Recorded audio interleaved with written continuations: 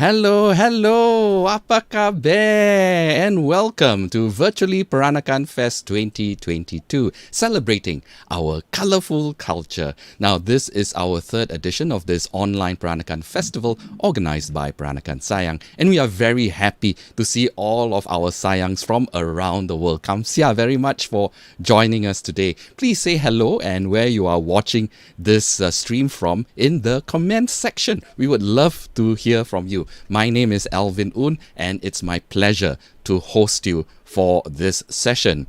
Now, the first session for our festival is a very interesting one. It's about the Baba-Nonya culture of the Straits Settlement. It is indeed a very fascinating, eclectic and hybrid sub-Chinese culture with strong influences from the Malay and European cultures, whose golden period is said to be around the 1870s to the 1920s. Now, while the Babas were prominent in the public sphere and the culture follows a patrilineal system, the colourful Nyonyas are no less illustrious. Let's uncover to find out if the Peranakan Straits Chinese culture is a patriarchy or a matriarchy. And it's my pleasure to have with us today Dr. David Neo from Kuala Lumpur, who is an active member of the Persatuan Peranakan Baba-Nonya, Kuala Lumpur and Selangor. So let's welcome Baba David. Hello, Baba David. Apa khabar? Okay, bye. Hello, everyone. Thank you for having me, Alvin. Yes, it's a real pleasure to have you and on such an interesting topic as well. So let's quickly dive in because I know you have a lot to share with all our viewers this afternoon. So let's get into the presentation.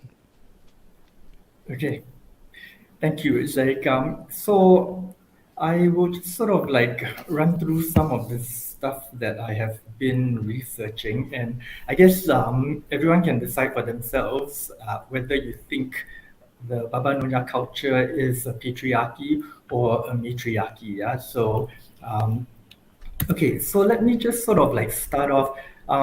This was basically a quote from someone I interviewed, yeah, and I really think it's kind of interesting and very telling as well in terms of sort of like what was said at the interview, right? So the question was the idea of the Garang Lihai Nonya. Is this something that you can relate to? Well, we are sort of like asking questions specifically surrounding the TV series The Little Nyonya. Um, so if you could relate it to the series and real life, and the response was, I'd say there's truth in it. I see it in myself, I guess. And I asked if it is cultural, and she responded, I think my mom was the domineering one over my dad in general with matters in the household. I grew up in that kind of household. To think why my dad would have chosen a woman who takes the lead in those areas, it could be something he was used to in his household. Yeah, so I think in most Peranakan homes, I think we can relate to this. Um, okay, so I will just sort of like give a little bit of theoretical framework to kind of like frame this, and particularly with Sylvia Walby's work on patriarchy. Yeah? So she has basically sort of like looked or conceptualize patriarchy in these six spheres: paid employment, household production, culture, sexuality, violence, and state. So we will particularly be looking at the household production, I guess, like, in terms of your Peranakan homes. And yeah, I think hopefully we'll have some time at the end, and I like to hear what other people have to say about their own experiences about growing up in Peranakan households. Yeah, so the Babas were clearly occupying a very masculine, gendered public sphere and public patriarchy. Yeah, they were often considered as compradors that assisted the British, particularly in the Straits. Yeah, so particular to our context, they were capitans, they were tengchus, justices of peace, holding public offices. Um, For those of you who come from Singapore and the other parts of the Straits Settlements, roads, hospitals, bridges, towers, etc., were named after a lot of Peranakans or rather Babas, yeah, in the Straits Settlements. Social clubs and associations were also very much part of their lifestyle, where they were basically mimicking the British in terms of sports and hunting, yeah. And for those of you who are in Singapore, the Peranakan Museum produced a book that was called The Great Peranakans 50 Remarkable Lives. Essentially shows you sort of like, the dominance of the masculine space by Baba men. And I think there was really just one female that was focused in that. So the public space, yeah, with the Peranakans were very much a very masculine space. So one example, Tan Kim Ching, yeah, who was the eldest son of Tan Tock Seng, I think is one good example where he actually pacified the Larut War, the Larut Wars in Perak, and he was also trading premium rice from Bangkok. Basically, yeah. So he was actually very prominent. He was also the man that was actually responsible for introducing Anna Leonowens to the Chinese court. So your king and I, he had actually very strong connections with the Thai court, and I believe he even actually did host Mongkut and Chulalongkorn in his house in Singapore. Yeah, so you can sort of like see the public space that your babas basically occupied.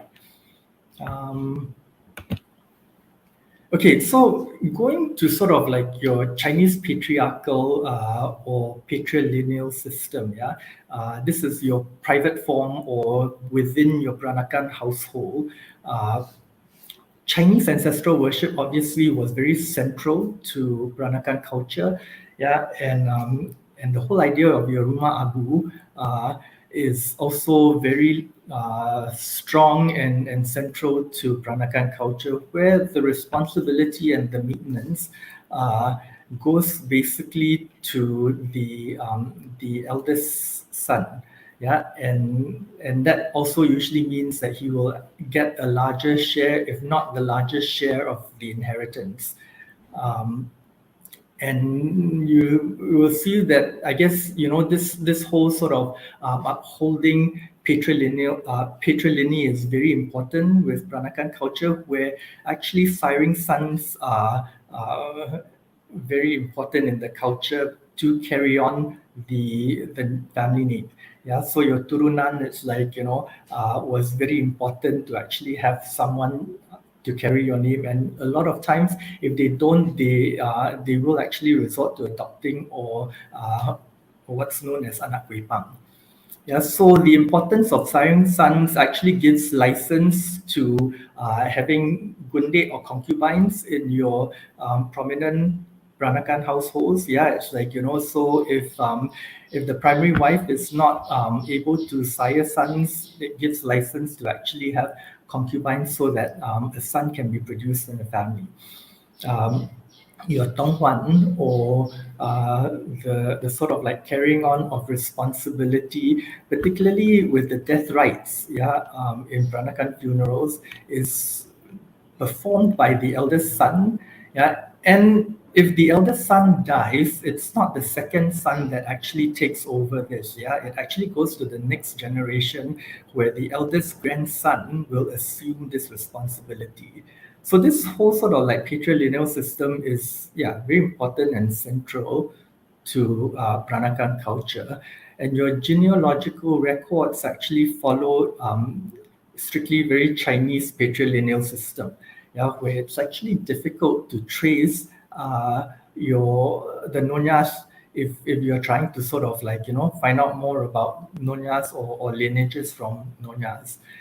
And this kind of also lends to the whole patrilineal inheritance, where the estate usually goes to male. Yeah, and jewelry will usually go to females. So you have very commonly your Peranakan patriarchs who will ikat harta, and they will actually pass their wealth to actually their grandchildren or the grandsons rather than their sons, basically to try to keep their wealth as intact as long as possible. Yeah, I think my maternal great grandfather actually ikat harta sampai cicit. Yeah, so he actually went one generation after that. So this is very much sort of like the culture of the Peranakans, and if you sort of like are familiar with the recent bestseller, The Ghost Bride, which became a Netflix series as well, is actually premised on sort of like these ideas with the Peranakan culture. Okay. Okay. Oops. A bit too fast here. I have a quote here from Kujui, which I think is really quite appropriate to summarize sort of like Nonyas and their role in the Peranakan world. Yeah, so she actually writes, while the public domain was dominated by the Babas, the home was more often than not run and ruled by strong-willed Nonyas who had been trained to cope with with a variety of household and social tasks.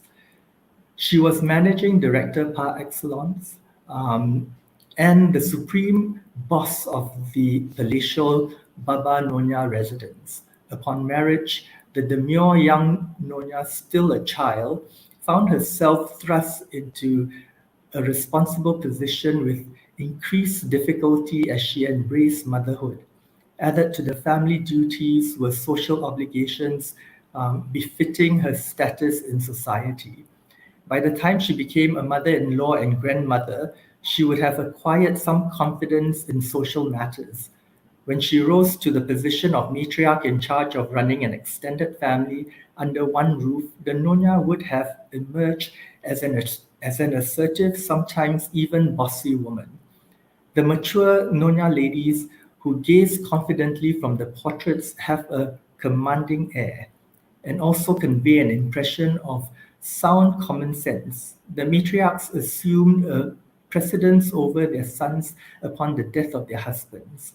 While wielding authority, Nyonya mothers doted on their sons, and the result was many a mature Baba, even though he had status and was respected in the outside world, often continued to submit to an uncompromising mother at home. Yeah, it's like I think we can, or many of us can relate to that.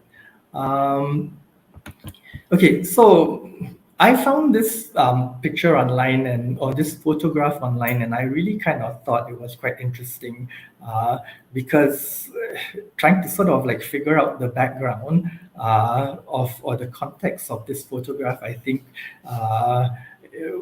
will leave many questions, right? Because I was sort of thinking, okay, how are these women related? How are these nonyas related? Are they wives of a Baba? It's like they do not look or they do not resemble each other at all. So are they? I don't think they're related. It's like and I think they're probably the wives and concubine of a prominent Baba. And so who would be the primary wife? Who would be sort of like the gunde, who would be the favorite concubine? Yeah, it's like these are the sort of like intrigues of your grand prominent Peranakan families. Yeah, it's like and all the cerita rumah tangga that we sort of like grew up with. Yeah, so I guess it kind of shows the dynamics that goes on within a Peranakan household. Yeah. Okay, let me just move on to the next slide here. So just to give a historical and cultural context to the Nonyas. Yeah. So Peter Lee basically says that they were slave women of heterogeneous origins. Yeah, basically from Bali, Sulawesi, Papua, Thailand, Burma, and even coastal India. Um, what's interesting actually about this sort of like background to your Nonyas is that there's actually Peter Lee actually sort of like talks about this in his book Sarong Kebaya about Kapitan Gan Lee, yeah, who died in 1648. Now his widow, Madam Bali, which is the Hokkien transliteration of Bali, succeeded him. Yeah, and she was actually the first and the only female Kapitan in Batavia's history. Yeah, Batavia is your name for Jakarta. So she was the one and only, but she actually was it, I think 16 years that she was actually the Kapitan. So a female Kapitan, and this is, I guess, the interesting thing about your Peranakan culture, where I think it's not, it's women have actually a lot more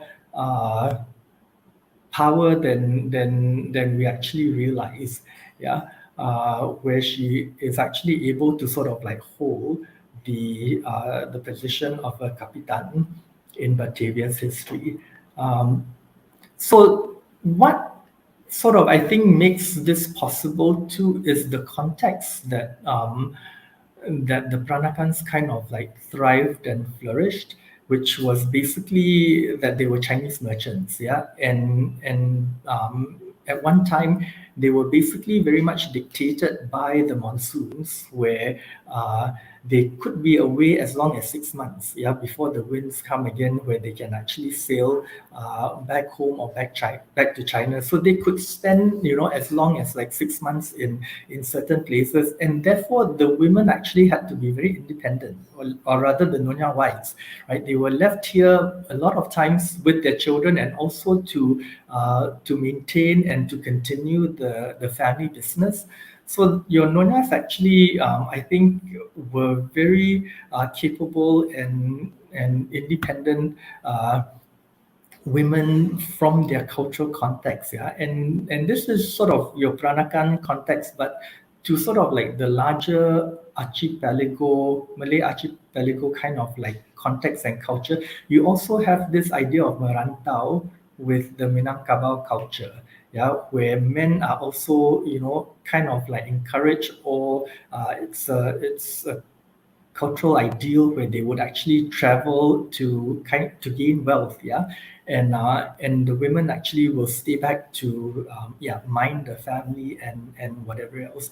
So in the larger context of sort of like South Southeast Asia, I think women actually do probably enjoy a lot more sort of like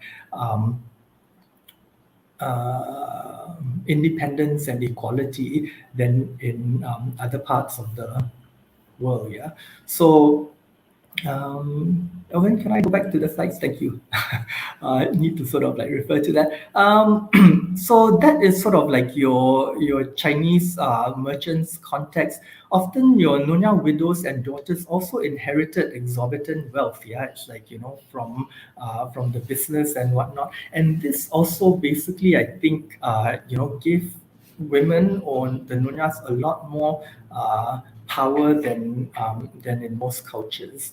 And the last point that I have is this whole idea of your Chincho, which is basically a Hokkien matrilocal marriages. Yeah, it's like, so in Hokkien cultures, it's like, if oftentimes when the family is rich enough, they would actually take on the sons-in-law. Yeah, it's like, where they will marry, and the sons-in-law will actually get absorbed into the wife's family, rather than the wife moving out and going to the husband's family. So this is also another factor, I think, that sort of like creates this context for for your Nonyas and for the fact that the Nonyas yeah are quite strong and domineering. Yeah.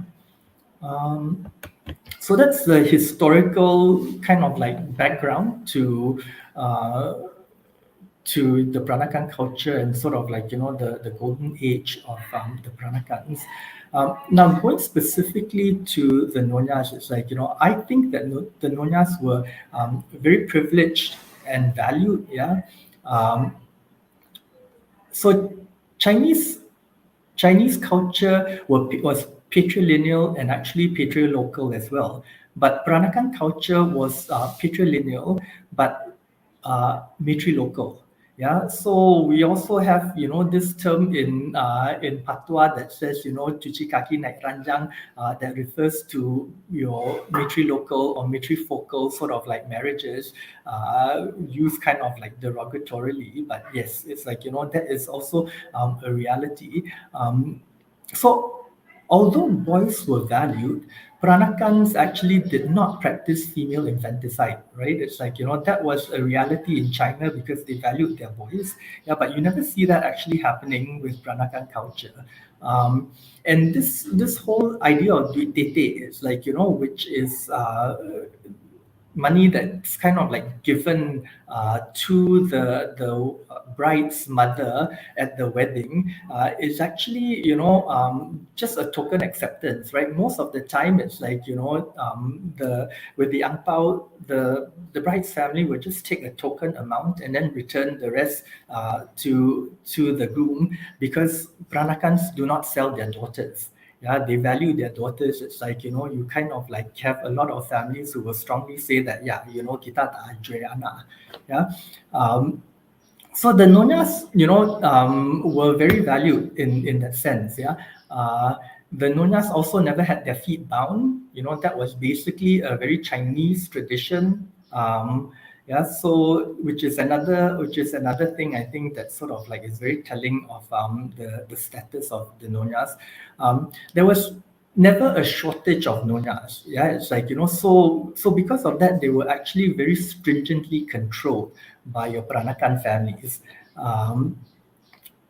Because essentially your Nonyas, the family will ensure that the Nonyas will kahwin samkai, right? So essentially they will basically become primary wives and not secondary wives or gundits of prominent families. Yeah, it's like and that only changed with World War II. Yeah, where times have sort of like changed, or the very rare exception of ganti tiket, where the primary wife might have actually died young, and it's like and she's got children, and so the sister might become the second wife, and the whole idea of that is that having someone related to the wife being the secondary wife, they kind of think that that person will not ill-treat like her nieces and nephews, and will just continue assuming the role of a Nyonya in the home.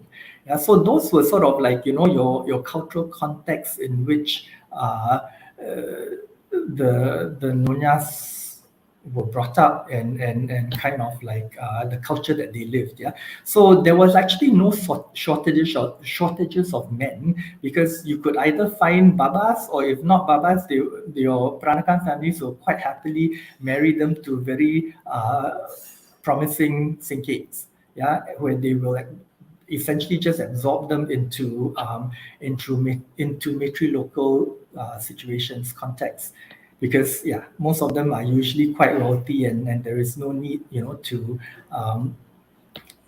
there's no need for the wife to sort of like move out of the family. In fact, they actually do not want the daughters to move out of the family, because they did not want them to be bullied. Yeah, it's like so they actually kind of like tried to keep them within the family. And of course that was an advantage for your singkets, because it was like it was you get married into a prominent family, and then you get all the advantages and the benefits from that. The next point is the Nonyas were also very educated. Yeah, it's like so with your with boys sort of like getting education, you also have Nonyas starting to get education, and I think they probably were the first sort of like women who were educated, in Southeast Asia. You have people like Queenie Chang, right, who wrote the Nyonya Memories of a Nyonya, I believe it's like, and then I will also be talking about Mrs. Lee Chun Wan, who was quite prominent in Singapore society.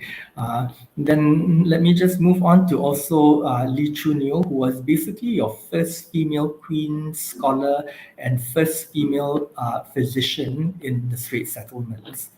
Okay, I do have a picture or pictures of her later. So you can sort of like see the context in which, Nonyas were basically brought up. So the Nonyas were, like I said, likely, the first educated women in the Straits Settlements in Southeast Asia.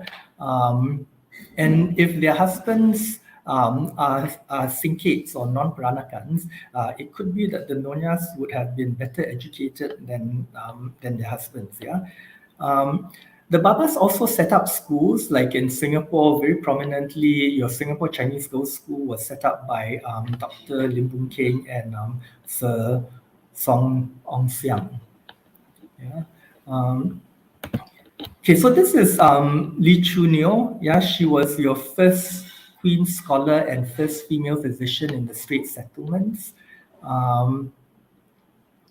So yeah, you can sort of like see the context in which women kind of like grew up. So she was born in 1895 and died in 1947.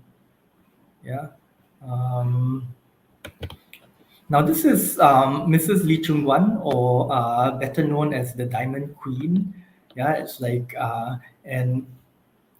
she was known as the Diamond Queen basically because her diamond collection rivaled that of the Sultana of Johor.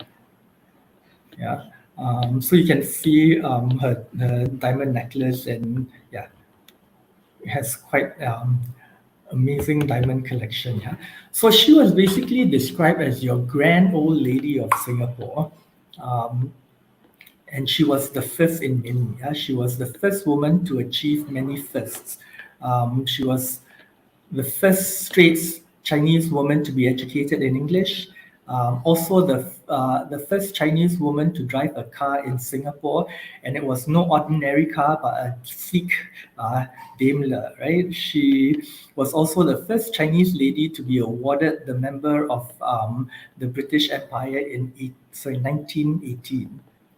Okay, now she was this socialite. Yeah, it's like and her maiden name was Tan Teck Neo, and she became Mrs. Lee Chung Wan, and also known as Diamond Queen. So she was born in 1877 and died in 1978. Like I said before, her diamond collection rivaled that of your Sultana of Johor. She was the leading light of Singapore society for more than 5 decades. She was the third daughter of Tan Yong Siak, a wealthy Malaccan businessman who moved to Singapore.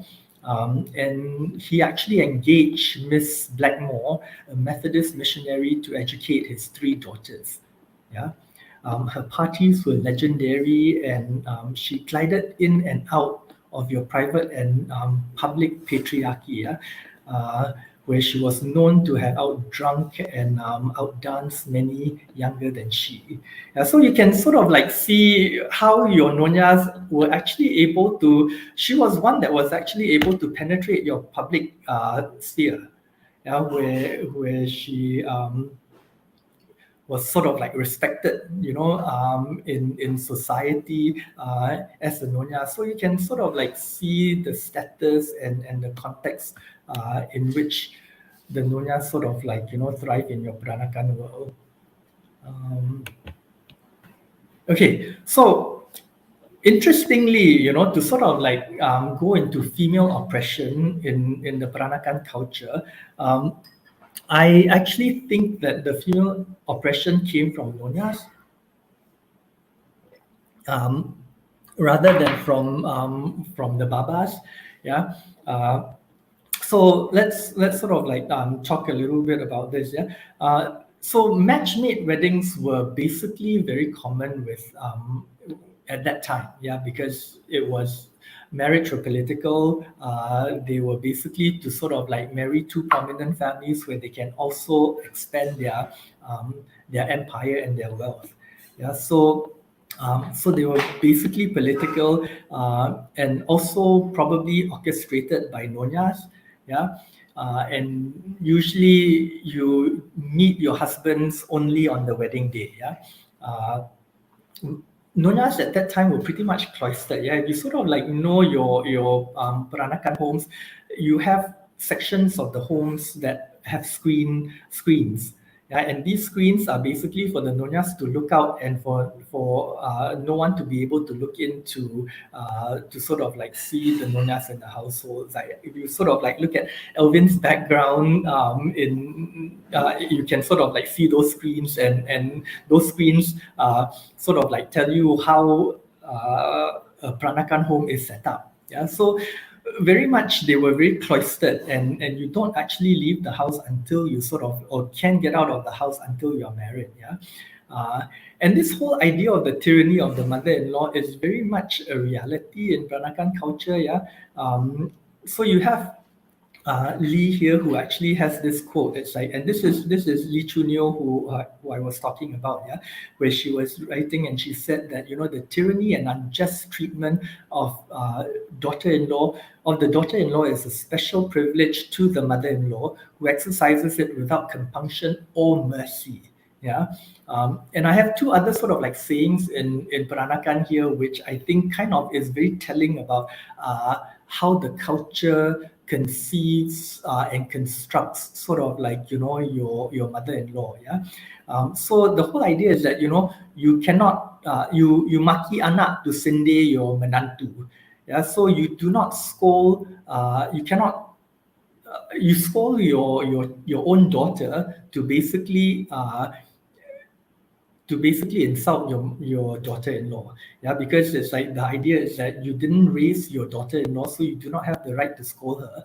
But this is sort of like your underhanded kind of like communication to your daughter-in-law. So you can sort of like see how mothers-in-law are basically very revered in the Peranakan culture.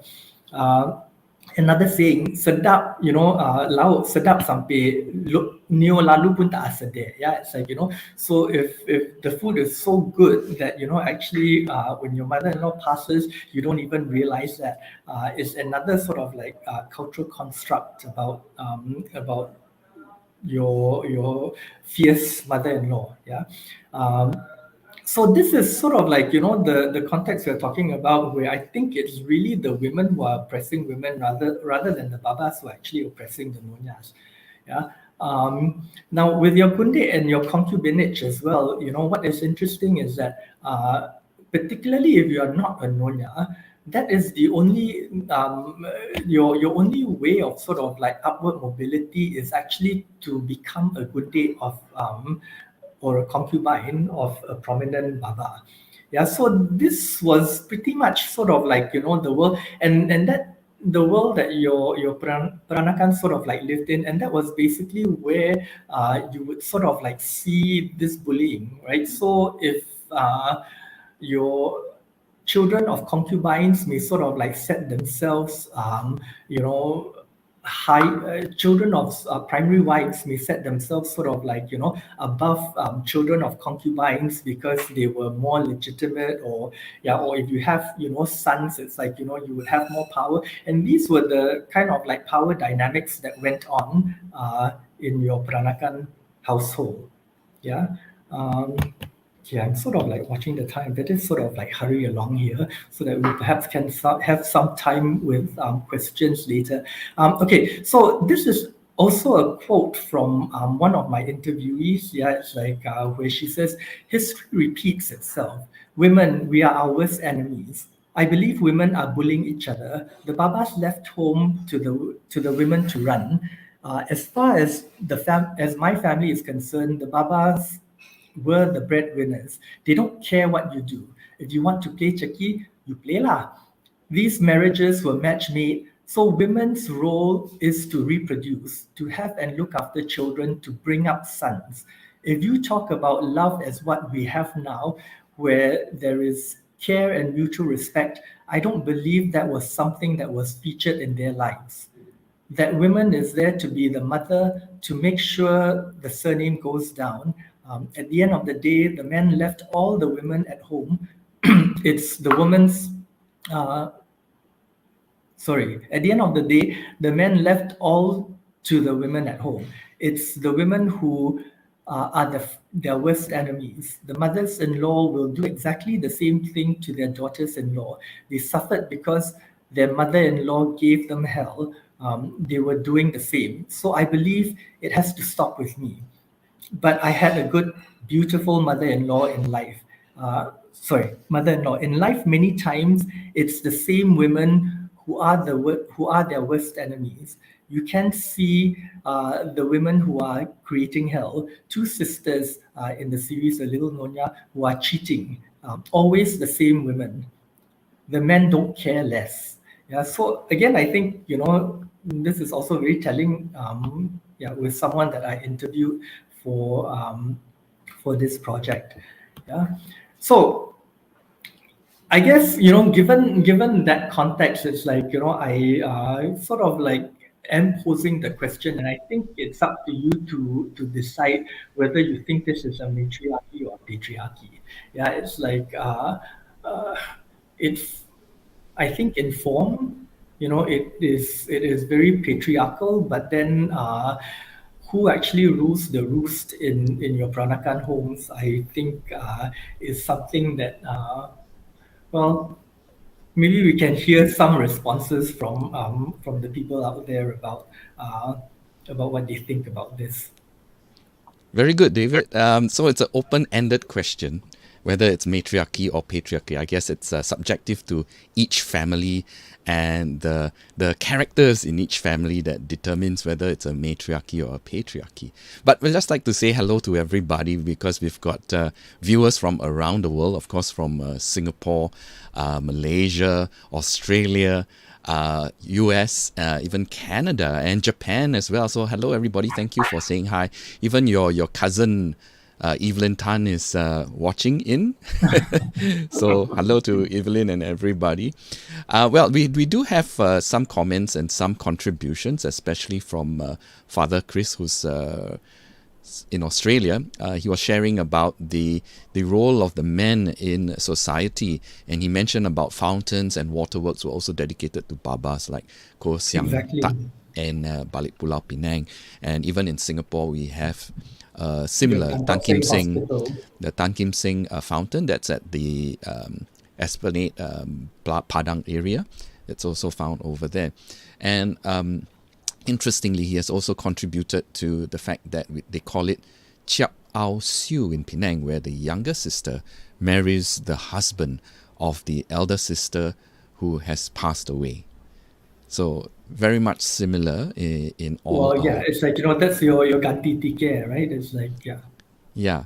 So if you do have any experiences or thoughts on this topic, do share. And there was somebody who asked whether this is available on YouTube. Yes, it is available on YouTube as well as on our Facebook page. So if we'll see whether there's any comments from you guys, any questions that you'd like to put to David, you're more than welcome. So David, in your family, is it matriarchal or patriarchal? I think it's matriarchal. Cukup garang the Nonyas. Yes, I think for my side as well, it's the same. And also for another reason that the ladies tend to live longer than the men. So the older ladies tend to be around, so they tend to be the head of the family. So I guess that contributes to the matriarchal. What do you think?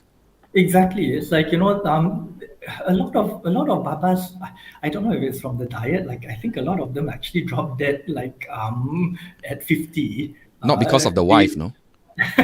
who knows maybe.